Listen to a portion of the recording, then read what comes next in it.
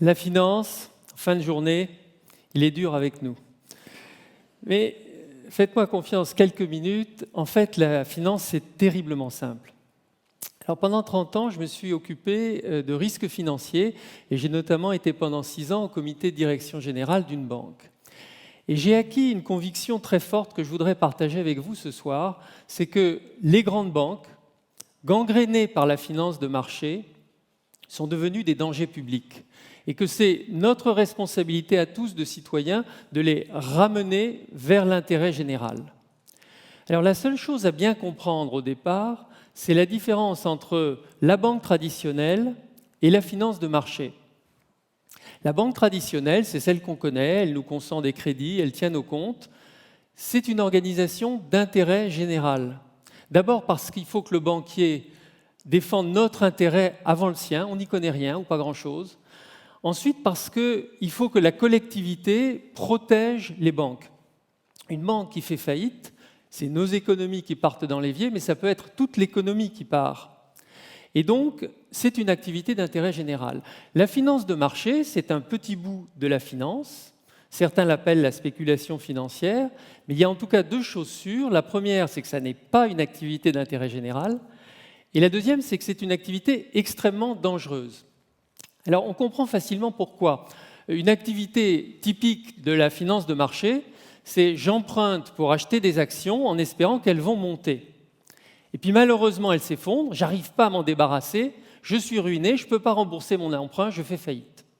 C'est exactement ce qui s'est passé en 1930, quand un certain nombre de banques qui avaient des activités de marché ont fait faillite. Et les pouvoirs publics partout dans le monde ont pris une décision simple, elles ont dit plus de finances de marché dans les banques. En gros, on ne va pas risquer une activité d'intérêt général avec des activités dangereuses. Pendant des tas d'années, ça a bien marché.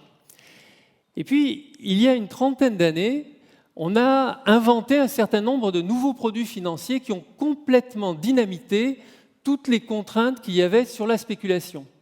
Par exemple, avant, il fallait attendre quand même plusieurs heures pour spéculer, acheter et revendre. Désormais, on a pu spéculer sur 1 seconde, même sur une fraction de seconde, on a pu acheter-vendre. Deuxième exemple, avant, on devait spéculer sur des produits financiers réels. Maintenant, on peut inventer des produits financiers, c'est-à-dire, par exemple, avoir des barils de pétrole virtuels, qu'on va pouvoir créer autant qu'on voudra. Les banquiers ont vu ce potentiel, ils sont tous au FIDIO, ils sont venus revoir les pouvoirs publics, ils leur ont dit « Regardez, il y a un potentiel faramineux, c'est dangereux. Il faut que ce soit des gens gros et sérieux comme nous, les banques, qui s'en occupent, sinon ça va être un bain de sang. » Et les pouvoirs publics, un peu partout, se sont laissés convaincre. Et donc, la finance de marché est revenue au cœur des banques. Et à partir de là, pendant 30 ans, les banques ont développé de façon fantastique cette activité, en y mettant tous leurs moyens. Et souvenons-nous que ce sont quand même les organisations privées les plus puissantes de la planète. Le résultat de ce développement fantastique, 4 conséquences négatives pour nous, c'est très coûteux, c'est inutile, c'est dangereux et c'est parfaitement immoral. Alors je les reprends rapidement une par une. C'est très coûteux. Alors on le sait, on dit oui, c'est coûteux. Ah oui, les financiers sont payés comme des joueurs de foot professionnels. Bon, c'est vrai. Enfin, une équipe de foot jusqu'à nouvel ordre, c'est 11 joueurs. Dans l'équipe d'une grande banque, vous pouvez avoir 11 000 joueurs. Deuxième élément, en général, les footballeurs se contentent pour jouer d'un ballon de foot.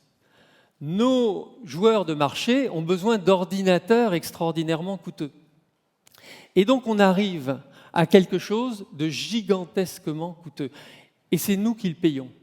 Alors, vous vous dites, non, écoutez, moi, en tout cas, j'ai jamais acheté de ces trucs-là. Mais vous vous trompez parce que, en fait, ce n'est pas nous qui les achetons, mais c'est les entreprises et nous achetons les produits des entreprises. Et donc, indirectement, c'est exactement comme la publicité qu'on finit évidemment par payer comme consommateur. Nous payons tous ces 11 000 joueurs avec leurs ordinateurs et les bonus de leurs chefs. C'est très coûteux. C'est inutile. Alors, il exagère, on ne peut pas faire un truc aussi énorme qui soit inutile. Arrêtons-nous une seconde sur comment fonctionne la spéculation. Mon exemple de tout à l'heure, j'ai acheté des actions. L'ennemi du spéculateur, c'est la stabilité des prix. Pourquoi ? Parce que j'ai acheté mon action et ça ne bouge pas. Au bout de 6 mois, elle n'a pas bougé. J'ai rien gagné, j'ai rien perdu, mais il faut que je paye mes 11 000 joueurs et leur ordinateur. Je suis ruiné. Et donc, depuis 30 ans, toute l'intelligence de la finance s'est développée sur un objectif, faire bouger les prix à chaque minute, à chaque seconde, peu importe le sens. Et vous avez bien remarqué que les prix, tous les prix bougent frénétiquement sur les marchés. Alors pour y arriver, il y a les méthodes à l'ancienne, la rumeur. Alors la rumeur, c'est le pétrole va monter. Ah non, il va descendre. Ah ben, il va remonter. Oh, il sera là dans 3 mois, il sera là dans 2 jours, il sera là dans 1 heure. Et donc c'est devenu une industrie en soi. Mais il y a des méthodes beaucoup plus modernes, sophistiquées, informatiques. On balance sur les marchés des dizaines, des centaines de milliers d'ordres par ordinateur qui donnent l'impression qu'il y a un mouvement. Alors il y a un mouvement, on y va. Et puis il y a 100 000 ordres dans l'autre sens qui disent « Ah mais non, finalement ça descend ». Et donc le résultat de tout ça, à chaque fois que vous voyez bouger des prix, vous vous dites « C'est arbitraire, ça ne sert à rien ». Non, ça sert à quelque chose. Chaque mouvement de prix dégage des profits. Problème, nous, nos entreprises, l'économie réelle, on n'aime pas quand les prix bougent. Et là, la finance de marché arrive avec une innovation géniale en disant « Attendez, j'ai inventé des produits qui vont un peu vous protéger contre les mouvements de prix. Vous voyez bien que j'étais utile finalement. » Mais ce qu'il faut leur dire, c'est leur dire « Ok, on est dans un bateau et vous secouez le bateau comme un prunier. On a le mal de mer et vous nous vendez un produit contre le mal de mer. Mais si vous arrêtiez de secouer le bateau, on n'aurait pas le mal de mer et on n'aurait pas besoin de tous vos produits anti-mal de mer. Donc, c'est très coûteux, ça ne sert à rien et c'est dangereux. Parce qu'à force de secouer un bateau, il finit par couler.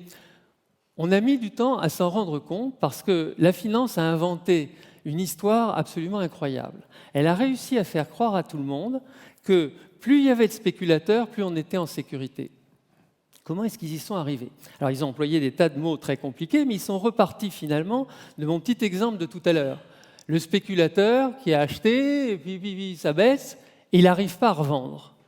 Et donc, ils ont expliqué, avec des mots beaucoup plus compliqués, ils parlaient de liquidité notamment. Ils ont dit, oui, s'il y a quelques spéculateurs isolés, c'est la catastrophe. Mais s'il y a des milliers de spéculateurs adossés à des banques ayant les poches presque infinies, eh bien, notre spéculateur coincé, il trouvera immédiatement en face de lui un autre spéculateur qui lui rachètera ses actions.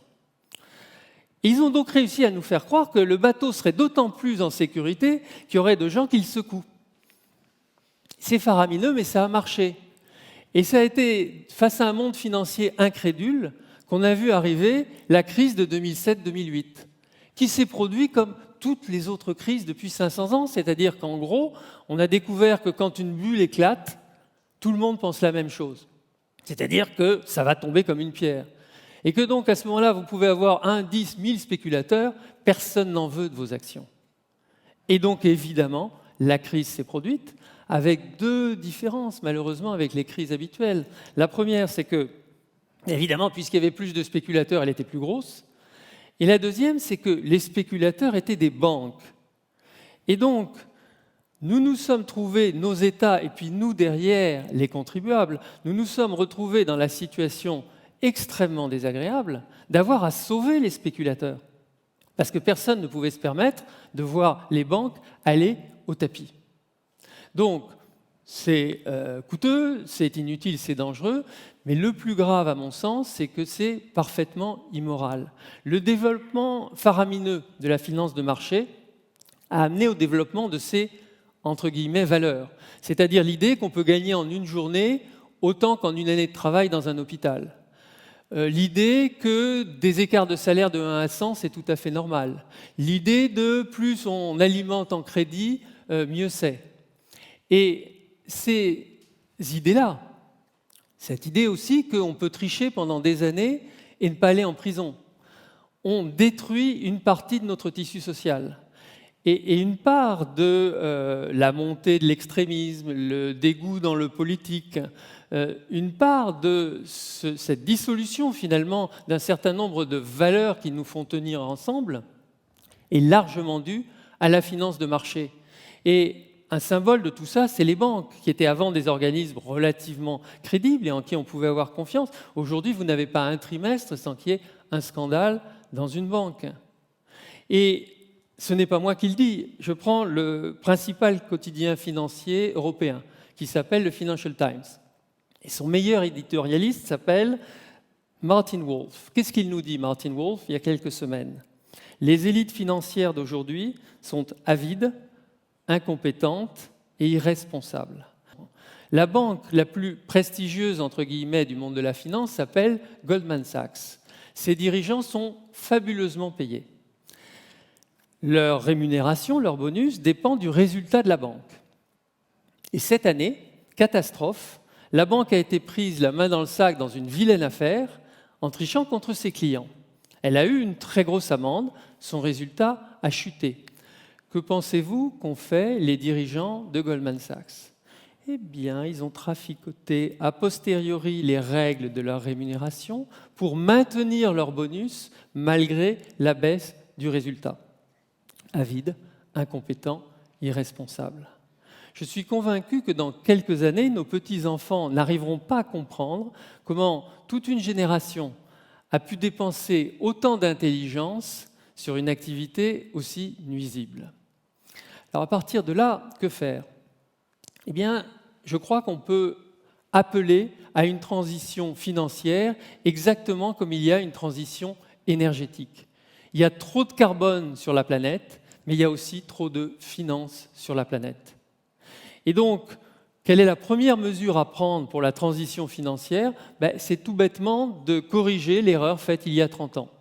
Faire ressortir la finance de marché des banques, avec deux mesures immédiates, deux conséquences immédiates. Premièrement, la banque pourra se reconcentrer sur ce qui aurait dû toujours être sa mission, jouer avec son client et pas jouer contre son client. Et la deuxième conséquence, c'est que la finance de marché sortant de la banque ne sera plus protégée par la grande banque, elle-même protégée par nous les contribuables. Elle sera toute seule dans la nature, comme un plombier, un boulanger, un charcutier, pouvant faire faillite et faisant très attention. Et elle redeviendra, comme il y a 30 ans, beaucoup plus prudente. Elle disparaîtra pas, elle deviendra un bonsaï de finance de marché. Et on aime bien les petites choses, elle redeviendra sympathique. Donc, bien sûr, ce ne sera pas facile, mais si nous y croyons, si nous demandons dans nos associations, dans nos réseaux sociaux, si nous demandons à, évidemment, nos hommes et nos femmes politiques, cette transition financière, le climat est bon désormais pour l'obtenir. Nous pouvons, si nous l'exigeons tous, obtenir la transition financière. Et si malgré tout, certains soirs, vous avez un moment de doute et que vous avez besoin d'une bouffée d'optimisme, je conclurai en vous recommandant mon propre remède, qui est de revoir le film merveilleux de Frank Capra qui s'appelle « La vie est belle ». C'est probablement un des films humanistes les plus bouleversants qu'on puisse voir. Et aussi, c'est la plus belle description de ce que peut être une bonne banque. C'est-à-dire une banque qui ne divise pas une collectivité, mais au contraire une banque qui soude ensemble une collectivité. Je vous remercie.